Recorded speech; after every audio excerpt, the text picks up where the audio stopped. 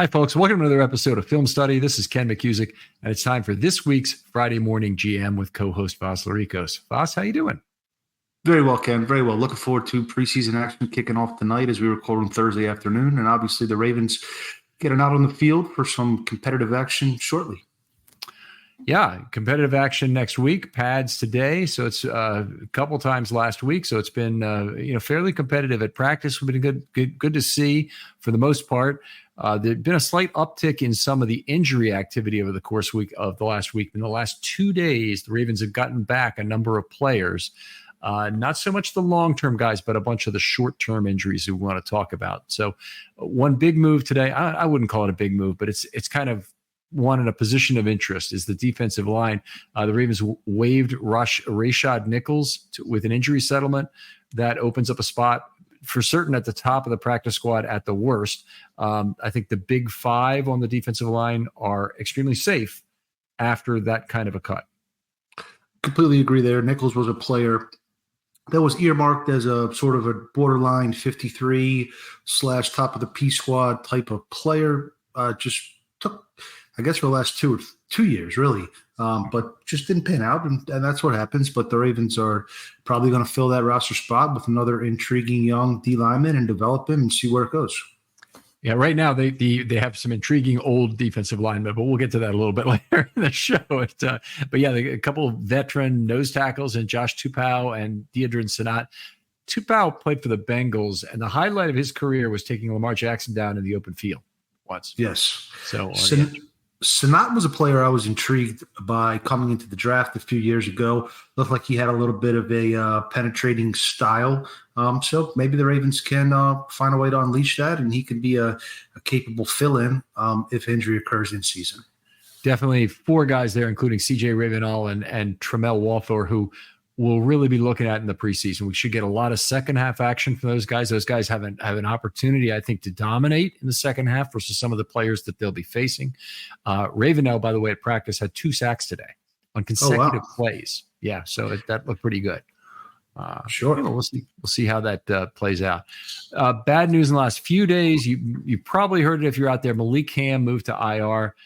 Does not mean 100% that he cannot return this season because he can be, I believe, put on the extended roster to start the season and return via the IR-DTR process. It may even be possible for him to come back before then.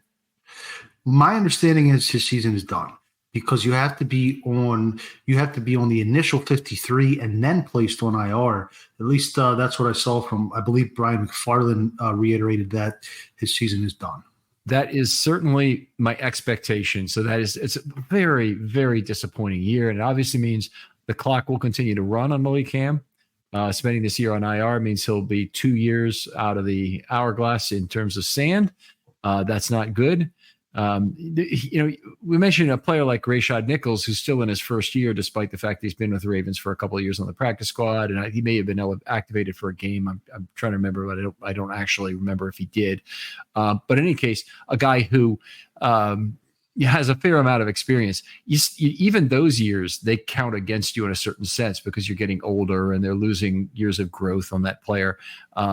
In terms of Hamm, though, losing 2 years to injuries, we've seen this movie before. We've seen it with who was the Dan Cody, a really highly thought of player. We've seen it with Marshall a few years ago, defensive back. Iman Marshall, exactly, from USC. Mm-hmm. Yeah. So we've seen a few players who just have had a lot of trouble getting on the field for 2 years, and it usually is not a good thing. But hopefully, Malik had shown some very positive things in camp this year, in my opinion. It looked like could be a legitimate outside linebacker who could play that Sam role.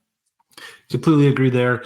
Very disappointing news. I had earmarked Malik Hamm as my sleeper to potentially make the 53, and I certainly agree. When you miss your first 2 years of pro ball, the injury list, it's very hard to sort of reclaim and navigate through that and carve out a career. We see it time and time again. From a positional standpoint, it still leave the Ravens a little bit thin now at outside backer with Adisa Isaac still in the NFI list. Depending on where Malik Harrison is lining up for the majority of his snaps, you're really down to maybe 4 outside backers at the moment. And that's one of the positions that benefits the most from a heavy rotation. Yeah, absolutely. And you need 4 for sure at the minimum. And I wouldn't want to have Harrison count towards that 4. I'd want him to be the 5th. Now they do have 5 because Tavius Robinson is the 4th guy. He's played pretty well in camp. I think the big 3, Ajabo, Owe, and Vanoy,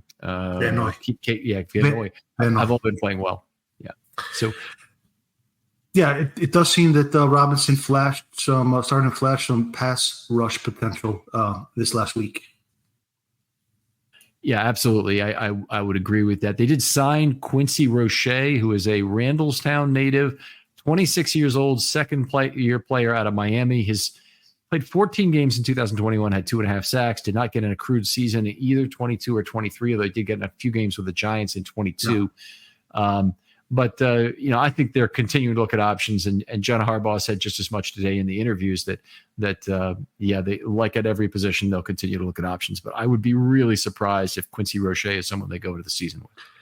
Yes, I mean, he spent the entire 23 season on the Vikings practice squad. So to go from the Vikings practice squad to now the Ravens active roster will be quite the jump, considering how their defense looked last year. Camp body, I mean, a capable vet. He does have 17 games of NFL experience, but the more we evolve into projecting the regular season roster, it does seem that outside backer may be the place that DeCosta looks to bolster either now or potentially at the trade deadline. Yeah. Could certainly be, and could even be after the season begins. Honestly, he's been successful doing that, certainly with Van Noy last year. Players become incented to drop into your price range at that point. It also, you have the advantage if you sign somebody in week 2 that you typically do not guarantee their salary for the whole year. You just pay them on effectively a week-to-week basis. So if you decide you have to cut that player later, you get a benefit from that. So lots of reasons why it makes sense for the Ravens to be very, very patient in terms of finding that player. Mm-hmm. For sure.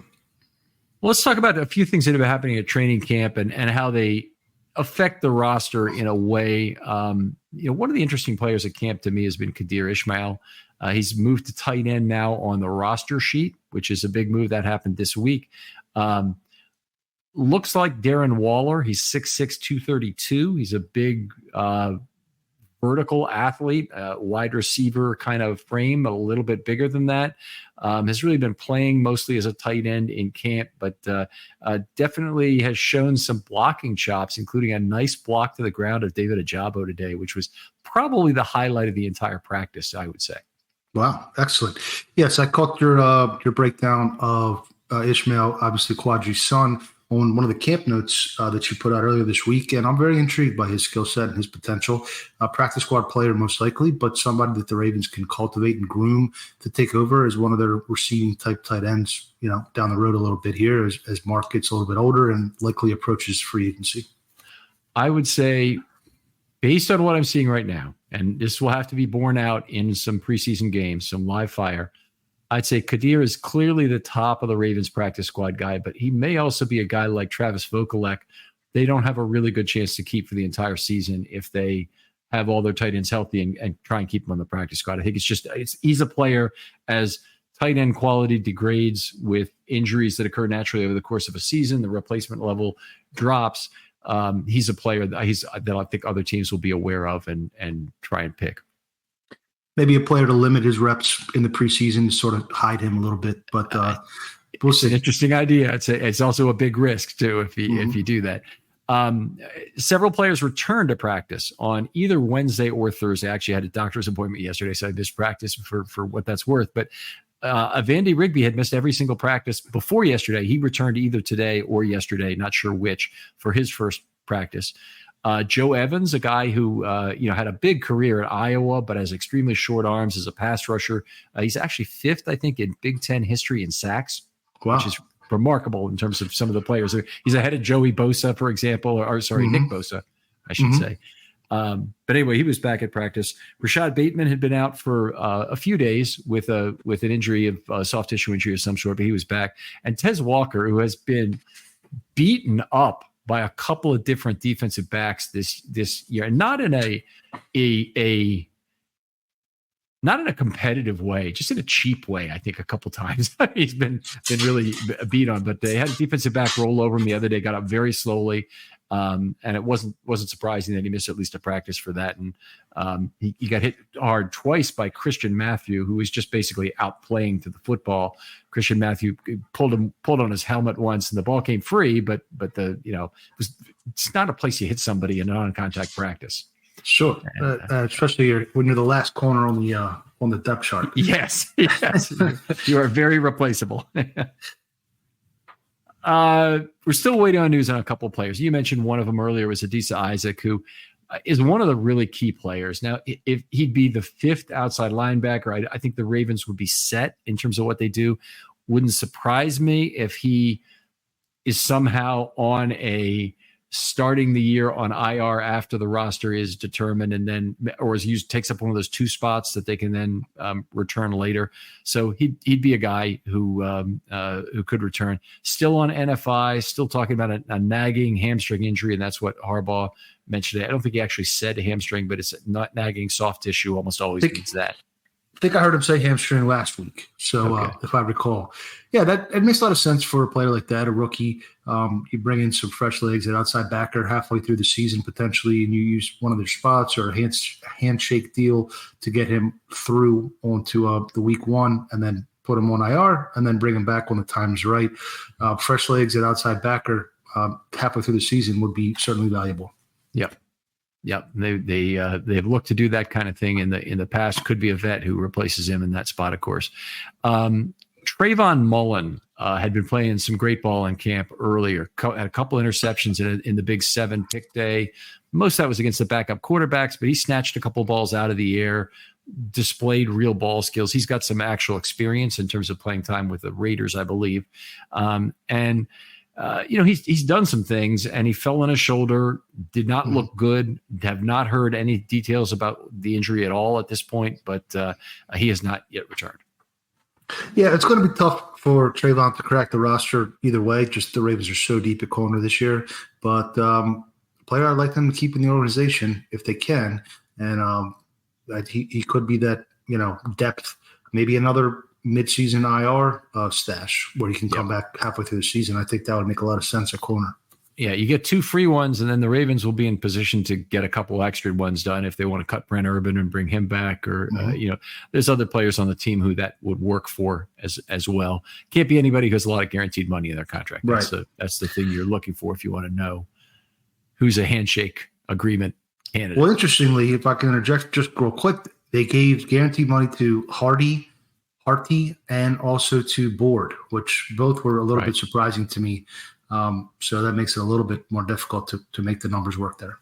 Right, those guys are not candidates for it. So if I'm looking down my my roster sheet, I'm trying to think of by position who's a guy who might make sense for it. You don't really have anybody at cornerback. I guess Tylan Wallace is signed already. Not sure about the offensive line. I don't recall if Josh Johnson had much guaranteed or not. That's the one I don't quite remember. Okay. Yeah, that'd be a possibility. And I know there was a fair amount of guaranteed money on Eddie Jackson's contract, though it's not too much above the vet minimum. It's got some guaranteed money, so he's not a candidate. Daryl Worley would still be around, so you can still do it for him. That's a good one, for sure. Yeah.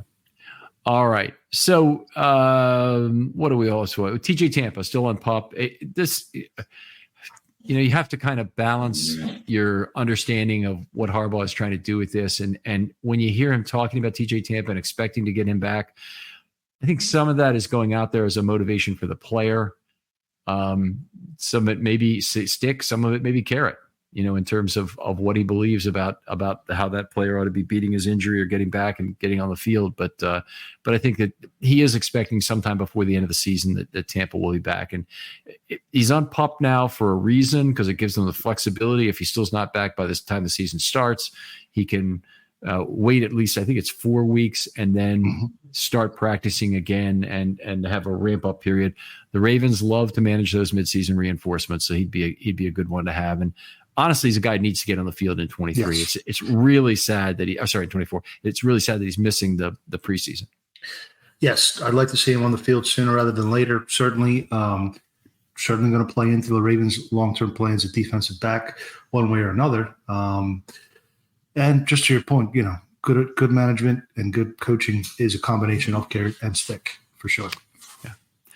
We're halfway through camp, and we kind of didn't have an exact idea of how to present this material, but we're kind of going to go through the position groups.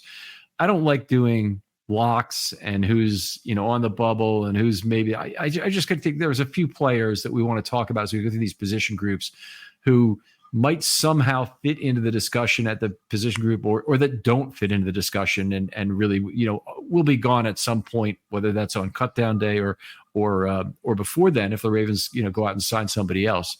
But let's start with the QB position, since that's an interesting one. One of the things we kind of hoped before the season started is that Devin Leary would provide a meaningful challenge for Josh Johnson as the second string QB. I would say that has not really happened in camp so far. It's certainly not in terms of reps. I would say in terms of just how well he's throwing the ball, Johnson is well ahead of Leary right now. Interesting. It's hard to glean what exactly is transpiring from the reports because you see, multiple interceptions from Johnson, multiple interceptions from Leary on pretty much a daily basis. So it's so interesting to hear that as Emory Jones showed any signs of life. He was a player when he was with the Florida Gators, was considered a toolsy type of quarterback, or is he pretty much cannon fodder? He's having a hard time getting any reps right now because he's the bottom of the depth chart. And so he's the guy who, they basically put in right the last second, then you hear the whistle blow and it comes off sometimes before getting his rep, sometimes after getting one rep, kind of thing. And the practice is divided into segments, and, your first, second, and third quarterback all go once each. Sometimes the third quarterback doesn't even go, but the fourth quarterback, rarely gets a really good chance. So he's a camp arm. He's a guy who will probably see some time at the end of the preseason game. I would think we'll see Johnson get a fair amount of playing time, just get him prepared for the season. I think that Leary will get some time to see what he has, and I think Emory Jones will get whatever time is left over in this preseason. Sure.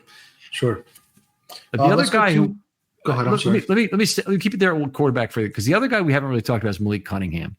And Malik Cunningham is having a great camp, I would say, as a wide receiver. He's one of three kind of camp darlings at wide receiver that we'll get to when we get to that position. But I think if you want to try to keep him as a wide receiver / quarterback, you could do that too. Now, having the free quarterback as your third quarterback in the game is a benefit that you would drop then with Cunningham, because you'd want him to play special teams and you want him to be a wide receiver perhaps. Yeah, that makes sense, right? But the essentially it becomes a 54 with the third quarterback, the rule change they made this offseason. Has he taken many reps at quarterback, or No. is it mostly okay? No, I haven't seen him in there. I could have missed something, but I have not seen him in for a single snap at quarterback.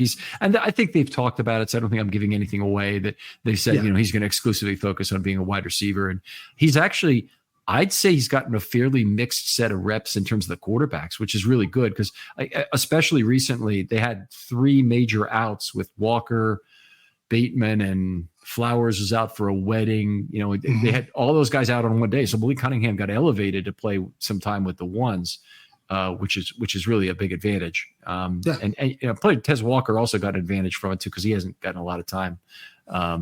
Not nearly as much as I would have liked with the ones so far this summer.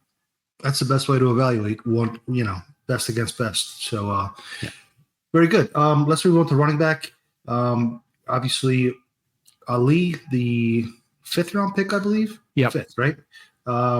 Seems to be in somewhat of a competition with Owen Wright, who apparently has been having a better showing this training camp than the previous training camp. Any thoughts on who may have the lead there? Could Wright push the rookie off the roster?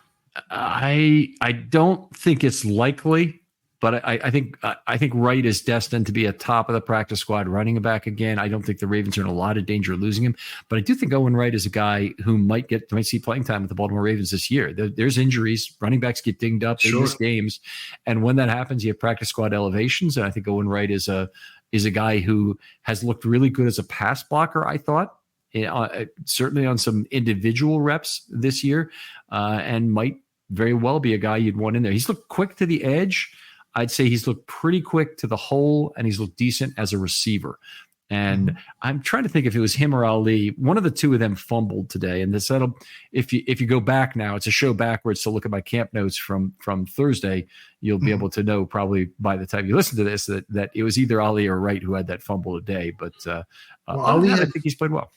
I know Ali had significant ball security issues coming out of school, so yes, that could maybe open the door for Wright to sneak in there.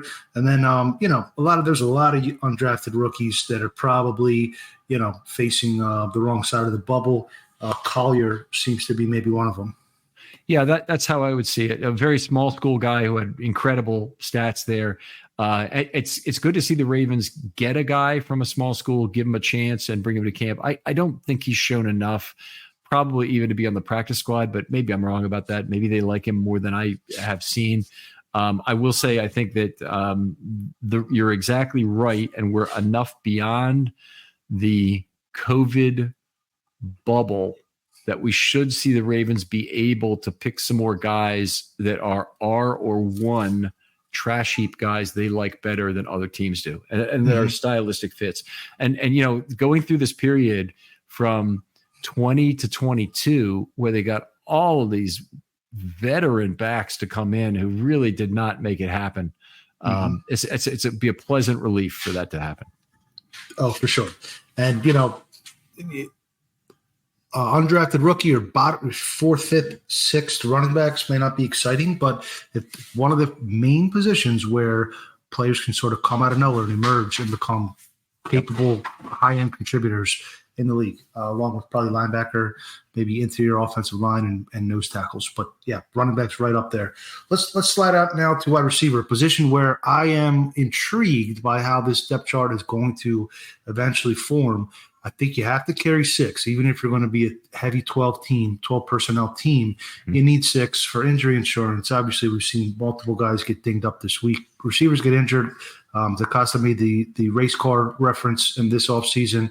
That being said, Harty, I believe, is still not practicing unless he returned today. Wasn't there today. So I believe that's the 3rd straight that he has missed. Tylan Wallace is a player entering his 4th season who's shown very little as far as receiving. He obviously had that beautiful, great play in the Rams game to win the game last year.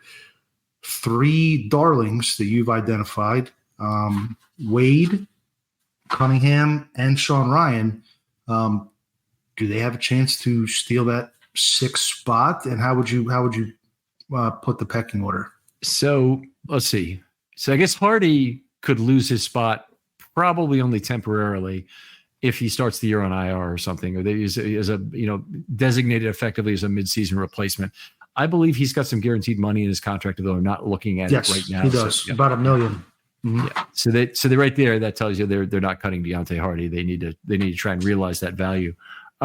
If you're looking at the other guys, though, Wallace is in year 4, and so the sand is out of the hourglass. They own no future stake in Tylan Wallace's career. So one thing I would say, easiest article to write of the entire offseason is who might get cut based on their year 4 or year 3 status. Okay. Mm-hmm. And it really starts, I'd say in year 3, it becomes a more significant issue. But Wallace has been a very fine special teams player. I've seen a fair amount from him as a wide receiver. I think as much probably as I've seen from the other 3 in this camp.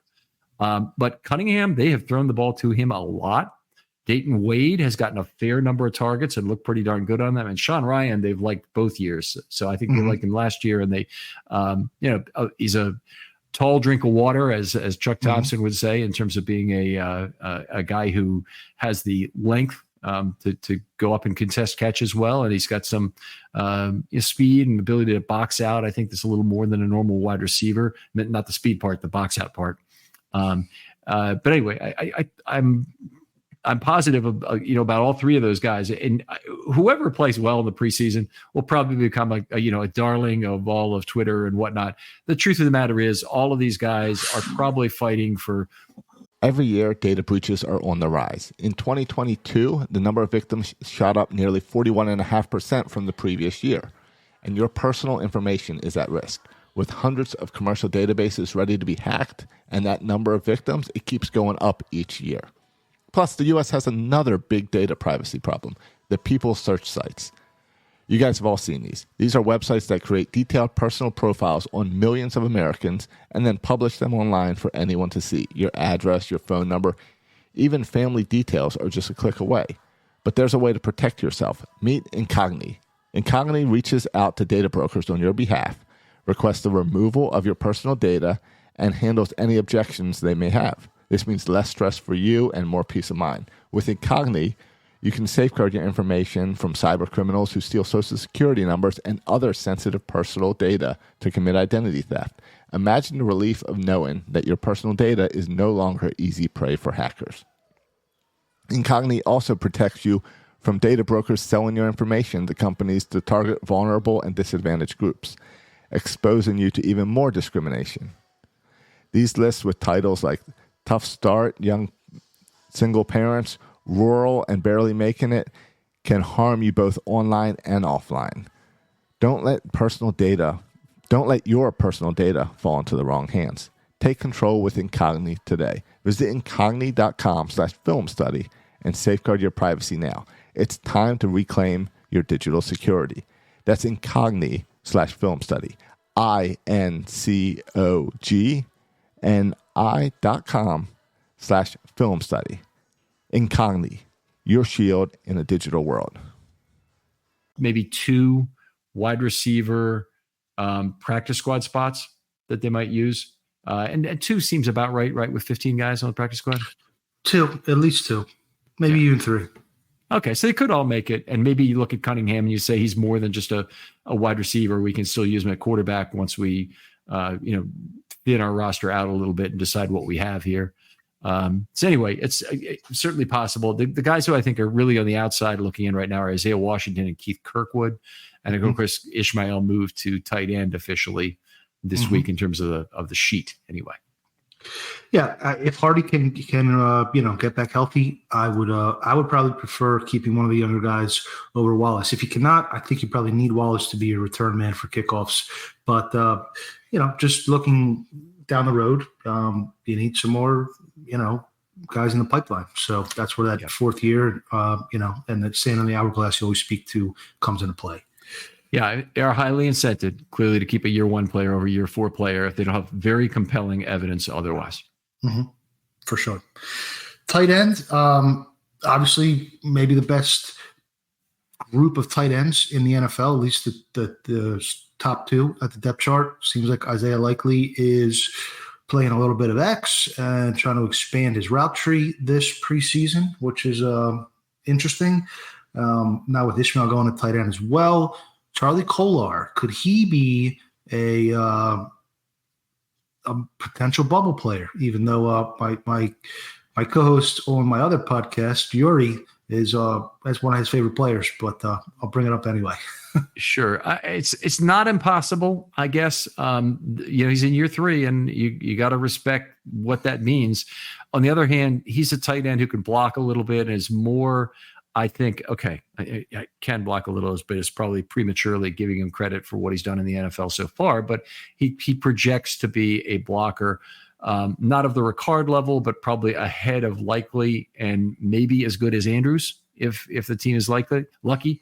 And I don't think, as much as I appreciated Kadir's pancaking of Ajabo today, I don't think I would say that he's going to be the same force as a blocker as I would expect Kolar to be. So could it be? Yeah, it's possible. You'd have to really believe in Kadir and believe that he's going to give the Ravens so much as a receiver, and it resets the clock. One of the things that's bad about the Ravens tight end group is all 3 of them are signed through exactly 2025. It would be nice to stagger that a little bit and have some textured options about who you make decisions on, because when they all come due at the same time, then it just doesn't leave you all the snaps you need to evaluate. Yes, definitely. So we'll see. Riley Sharp or Scotty Washington? Is anybody worth giving a little extra eyeballs to preseason wise? I mean, it's always worth looking at players in preseason and see if they are provide something special once the pads go on, once it's live fire, once it's a real opponent. So we'll see. But I would say all of them have had difficulties to some degree in terms of reaching back for the football. Mm-hmm. And they've had a lot of opportunities to reach back for the football, unfortunately, in this camp, because the backup quarterback play has been so bad that, a lot of balls have been behind receivers, and they've had some opportunities for that. Scotty Washington may have shown the most as a receiver of the three. But I'm not in a position right now to say anyone. If I had to say, I'd say probably though Reigerman and Sharp are behind Washington, but all three are very remote in terms of their probability of making the team. Fair enough. I think my preference would probably be for maybe the better blocker to headline the P squad at this point, because they already have so many good receivers. Not discounting or not discussing Ishmael. Offensive line, and I think it's probably fair to report that Roger Rosengarten has been seeing some reps with the ones, considering I've seen multiple other outlets report on that this afternoon. So that seems promising, certainly. As far as who's going to make the team, who's not going to make the team, how is Big Salah looking so far this August? I think his stock is way down. He's not a guy I expect to make the team. They've only got 10 spots. Could Salah make the practice squad? Sure. Does Salah have a body type that somebody else may say, let's give this guy a shot? Baltimore did. Maybe. Maybe he has to be traded. He can't really be cut and put on the practice squad. But I haven't really seen him succeed in some way that would make me think, yeah, he's got to be in the consideration for the backup guard spot. And by the way, they've been largely healthy, but they've had a lot of problems in terms of the guard spot, in terms of any sort of consistency there outside of Voorhees. Voorhees has looked very good. But I'd say that Josh Jones has had a lot of penalties, and that's the albatross he bears to this town is his very high penalty rate. And if he's not going to solve that, Ravens just been through this with John Simpson. They'll keep Jones around as a backup lineman. He won't lose his spot, but he's not really in consideration for any starting role at this point. Fair enough. And it appears that Ben Cleveland had a missed second half of practice. John Harbaugh said he was being evaluated for a potential concussion. Yep. And it's been a hot couple weeks here in the Baltimore County area. I will say that. So some of these bigger guys, Cleveland and Faalele, really testing their conditioning at this point. Yeah, Faalele, I mean, I think he's a fairly well-conditioned athlete. I think he's been better, but he's been getting a lot of reps on the offensive line. I won't say where, but I want to be extra careful with this. There's at this point, so many people have said exactly where. So many fans have been there and seen exactly where he's playing, seen exactly who he's playing with. To know that all this stuff. It seems silly that we can't report this. Given that basically any team could have had somebody that's a season ticket holder for the Ravens, claimed passes, had sent one of their own scouts to basically come to this practice and report on it. But anyway, I understand why they don't really want to talk about it. You just got to draw some kind of line that I think is a little more reasonable in terms of what we report on. But it's true. He's had a fair number of reps. He got a long talking to on Tuesday from Coach D. Lots of coaching. Seemed to be not happy about what was going on. Generally receiving a lot of coaching from Coach D is not a good thing anyway, because to me something's wrong in terms of footwork or arm or use of his arms and whatnot.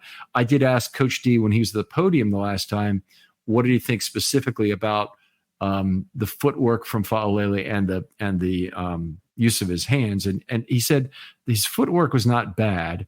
Which that's it's still good to hear, even though Coach D has turned a lot of mediocre athletes into good pullers in his system. Okay, so he's very big on footwork and very good at teaching it. But what he said, he still really could not bring himself to complete a sentence that would say anything positive about the usage of his hands. We're going to have to keep trying to improve that. That's something he needs to keep working on. You get that sort of language while he's clearly trying to figure out how to say something positive about the athlete. Mm-hmm. Yeah. Sure. I've heard Harbaugh make the same sort of dance around the question and say he's moving really well and not really probably a player that would benefit from some jiu-jitsu training or something like that. Mm-hmm. But any of the UDFAs, Julian Pearl, Dalcourt, Bullock, anyone standing out as a player that could be a practice squad contender?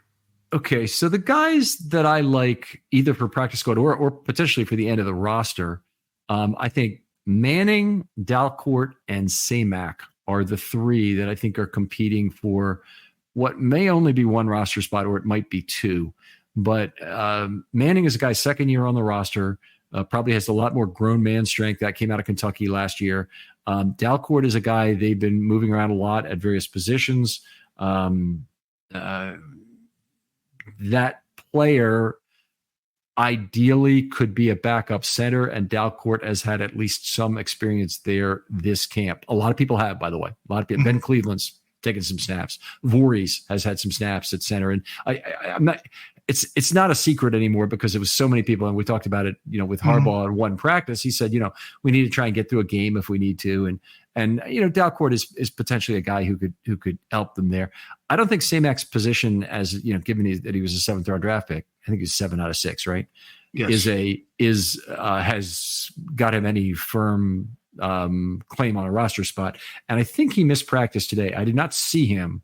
I don't know if you heard it reported, but somebody like your co-managing editor, Kyle. I didn't. I just glanced at Kyle's observations right before we started recording, and I did not see his name listed as an absence. I do not believe, but maybe I overlooked it. I'm not sure. Okay, and no, I could have missed it too in terms of what was going on. But I write down at various times during practice who's on the line in each group, so I have an idea of relative point of entry, even though I can't really discuss it on the show to any great degree. But I have it available, and I didn't have 61 in there for any time. So that was one of those things. So anyway, maybe he was there and I just missed him. It's certainly possible, or maybe he's playing a different position. Maybe because of the Cleveland headbanging thing that supposedly happened. So I think. If we're to say that the guys who live fire is critical for, I think Saleh, the live fire might be about his last chance with the Ravens. He's got to look good in this preseason and earn a spot. He looked terrible in last year's preseason. Whatever playing time, he's got to do the most with it, try and get more and better playing time the next game, and try and make the end, frankly, of a 10-man offensive line that they may carry. Then Manning, I think, played very well in the preseason last year. Actually, very surprised he made it through the season on the Ravens roster, on the Ravens practice squad, that they might have had him taken. But he's a guy who I think can help his stock and either make another team or make the Ravens during the preseason. Voorhees, I actually think he's won the job, but I want to see what he can do. And Rosengarten, you mentioned time with the ones. I won't deny that or confirm it, but he's had some mixed playing time where. He might have been out there when otherwise we've seen McCary a lot at that spot. I don't think he's necessarily going to start the season, and he has certainly not been perfect in what I've seen as a pass blocker. So we'll see how that plays out. We've seen a lot of pressure from that edge versus Rosengarten so far in this camp. And apparently McCary came out either at the podium either today or yesterday and said he wants to start. He wants today. So he wants to start, and who doesn't want to start? You don't want to be – it's from the team's perspective, it's great to have a swing utility, super utility man, but from a player's perspective, he wants to play. I can't blame him for that. So, all right, well, I think that's a pretty good rundown on the offensive line. We touched on the defensive line when we discussed Rashad Nichols at the top. So let's move on to inside backer. Apparently Malik Harrison had a big day today with 2 takeaways. Were they I don't know if you can disclose if you feel comfortable or not, was he lining up as inside backer or outside backer on this place? He has lined up at both in this camp, and his interception today, I'm sure it'll be reported all over, was dropping in coverage. So he was in a zone defense. There's nobody around him. The ball was underthrown. He slid in, made the interception. It was a nice play. So he's a guy who I think is the Ravens' best hope for the backup Mike role right now, if I had to say. And the reason is that he's the only guy who really has the size for it. Simpson is not big enough. Evander Rigby is big enough, but he's missed all of training camp basically so far. So I don't see him as the guy. So we'll see how this rolls out. Ross and Board, who are the other guys I think likely to make the roster, are both special teams / will linebackers. They're not big enough to play that. Ross, I think Board actually may have had a chance to play a little bit of Mike in his Ravens career earlier, and in particular played some Mike on third down. They played that briefly with a dime back. I'm not saying that won't happen. I'm just saying I'm not sure. I think it's more likely that they go to a 2-down Mike role that includes Harrison, keep the will the same, except that Simpson might move to play Mike on third down and they bring in a dime back. Or they makes just a lot of sense. Yeah. From what I've seen from Ross and Board over the years I personally prefer Ross, but again, there is a good bit of guaranteed money in Board's contract, so they'd probably lean that way if they have to. There's room for both of them on the team, honestly, at this point, because Harrison really counts as an outside linebacker in some ways. So if you're, something tells me right now that they're going to make use of extensions of the roster for outside linebackers on this team this year. Yes, for sure. And it may happen an inside linebacker as well. We don't know how the preseason is going to play out or even the rest of camp, but I think either is possible. Sure. That makes total sense. Outside linebacker, I think we covered pretty well. Also at the top of the show, so we'll move on to cornerback, where we have a few players that are right on the bubble. Kadar Holman is a player who has gotten some positive reviews from a few of the pundits out there at practice that I've read while compiling the daily Ravens news for Baltimore Beatdown. Christian Matthew, on the other hand, seems that he is a very likely release candidate. And they, have some injuries, as we mentioned as well. So could open up some spots. But let's start there, and then I'll circle back. So Kadar Holman is a guy who came out to Toledo 5 years ago. So he's been in the league for a long time, and he's hardly played during that time. He's been with Green Bay for a lot of it, and he actually has played for a couple other teams, I believe, as well. But a guy came out with 439 speed, very much like Quinyon Mitchell, and I will tell you, context matters for defensive backs in a big way.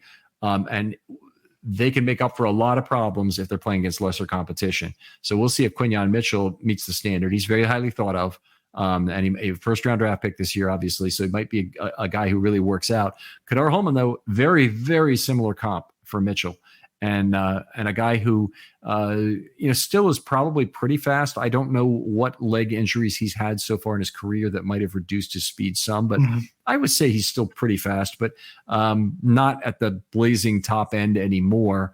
Clearly when he was drafted, he got blown by for a touchdown towards the end of practice yesterday. Day before yesterday. And so that was a downer for me. I think he's probably near the bottom of the depth chart, and it'd be interesting what the Ravens really believe in Kadar Holman, because he's even guaranteed money in his contract. I do not believe so. The perspective that they're coming from is he's a core special teamer potentially, and we know that Coach Harbaugh emphasizes special teams, and perhaps with the new kickoff rule, that will be even more accentuated. I personally dislike reserving roster spots for special teams only players. Right. But it's a possibility. We've seen it before. It's probably that's why they signed Chris Board, right? For special teams only, essentially. Yeah, I think that's true. And I think they've done it with linebackers. And if you're going to do it, you got to be a 4-unit guy. You can't be a 3 or 2-unit guys. And some of Kadar Holman is probably not a punt coverage guy because he's not a gunner, for example. And there wouldn't be anywhere else for him to play in the whole formation to easily cover punts. At least that's the way I would see it. They want people are a little bit bigger, a lot of linebackers, a lot of safeties. Personal protector is usually one of those two. And it's just it's atypical to have corners unless you've got a really physical corner who can be a gunner maybe and do that. And even then, those physical corners, they're usually too gifted as corners to play special teams at all. Right. So you don't want to put, even though Jimmy Smith might have been able to do it, you wouldn't put him in there because it's too much of a risk. Absolutely. So a couple other players on the roster. Pepe Williams, he seems to me to most likely be on the wrong side of the bubble with the sand coming out of the hourglass and just the the surplus of options they have to play the nickel. On the other hand, Jalen Armour-Davis has been identified by Jeff Zrebiec as one of the players who's boosted his stock the most over the last few weeks. And another player that could potentially be into the mix at slot is Bump Cooper, who seemed to have a couple highlight plays recently as well. Yeah, so Cooper, I've liked in terms of what he's done, but again, he's a guy. He's not. The Ravens wouldn't be at any risk of losing him by having him be I'd say a second guy on the practice squad at corner. And with all the players you lose at corner in a year, you need that second guy on the practice squad. So Cooper would be a very reasonable option for that, and Pepe might be a reasonable guy for the top guy on the practice squad. And then you maybe even make a decision on who you bring up based on, whether it's an outside or inside corner you need. The Ravens are very stocked at inside corner right now, and Ardarius Washington, there's a long article from Ryan Minks. I'm not giving anything away about Ardarius Washington playing a lot of safety. That's, it's still happening. And Ardarius Washington is a slot corner to me. He doesn't have the size to play safety. And the Ravens have 4 safeties that I think are ahead of them distinctly, including the big 2, Eddie Jackson and Worley. So I really don't see him playing there. And it's not like he's been terrible or anything. He's been okay. I think he belongs at slot corner. Certainly. I would agree there. Again, just not confident in his ability to tackle big receivers in the open field as the last line of defense there. Yep. And then I guess we'll move on, transition into safety. Sanusi Kane apparently had a good day by Kyle Barber's reporting today. I think it's more likely than not that the Ravens are going to keep 5 safeties. So that would pretty much pit Kane against Bo Braid, as well as potentially Washington if the Ravens want to pretend that he is a safety. And those are the 3 guys. And I don't think it matters whether you call Washington a corner, a safety, or a pineapple in terms of what position he plays. If he's the guy who's the last guy you want on your roster, he's going to play a little bit of special teams for you, but he's mostly going to be a defensive back. He can get you through a game, maybe at safety. I can live with that, but I don't want him I don't think he's the right guy to be a long-term split field safety. I just don't think that's the role for him. Sanusi Kane did have a big day-to-day pick and a PD. So he certainly was good. I would say we have not seen a whole lot of signs of life prior to that from Sanusi Kane. I would also say if you had to pick players that have had more out of position instances in this training camp so far, that I would put Kane and maybe Braid in that category. And so you want guys, on that split, on the half field role, you definitely want guys who can do that. I think Kane isn't a half field guy. I think he's a special teamer and dime back. Right. And there he should be fine. I mean, the responsibility is much less. Some of the skills he has identifying routes from the back end are portable, coming to the front end. Anthony Levine was just terrific at that in terms of really being able to bring those skills and do it. So anyway, I don't think the draft pick status of Kane also, just like with Samac, is protecting him from being cut. I completely agree there. We've seen it the last several years. Tyler Beatty and who was the cornerback that was released last year that bounced around and never stuck anywhere? Oh yeah. Went to the Packers and some other teams. I didn't like him coming out of. I can't remember his name. Out of Stanford. Caillou Blue Kelly. Yeah, Caillou Blue Kelly. Yes. So DaCosta has been less loyal to his draft picks than Ozzie was, it seems, the last few years. And I think that's a good thing, because we have so many and they're so good at finding UDFAs, and they have a deep team, and they don't need to keep every single guy that they pick in the 5th, 6th, and 7th round just because they picked them. Let the best man win. Yeah, absolutely. And it used to be in investing or in market terms, it's called being wedded to a position. Is when you draft somebody and you just have to get value out of them because you spent a 5th or 6th round draft pick on them. Well, look, that may be true, but circumstances have changed. And if you're at a different point, you shift. You don't become wedded. Sure, but I think that pretty much wraps it up for now. Looking forward to the preseason game for sure next week. That's really the best opportunity, I believe, to evaluate trench play, offensive linemen in particular, and outside linebacker, pass rushers. Let's see what they have there, because there still is a lot of unknown, I believe. Yeah, absolutely. It's I think there's as every year, there's going to be a lot of very interesting things to learn out of this preseason.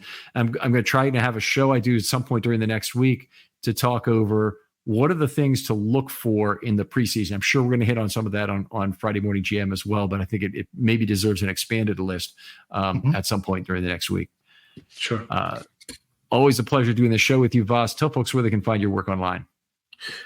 Sure. BaltimoreBeatdown.com, Daily Ravens News, and you can chat me up, tag me in on Twitter at Vasilis Beatdown, Vasilis Beatdown. My pleasure as well, Ken. Always enjoy the show. And thefiamata.com, right? Yes, correct. That is our Twitter handle for the new restaurant. And we're doing heavy construction this week and looking for close-in inspections shortly, and hoping to open up middle September and be a nice accommodation and flagship for the community. So I'll keep everyone posted there as well. Okay, looking forward to that. Other folks out there, if you'd like to be on a film study short, hit me up. One of the things Voss and I would really appreciate is if you can write a short review. I say 50 words. It doesn't need to be 50 words. Just a sentence or two, saying, what you like about this show, and a 5-star review goes a long way to driving traffic to this show. For Voss Larikos, this is Ken McKusick saying goodbye, and we'll talk to you next week on Friday Morning GM.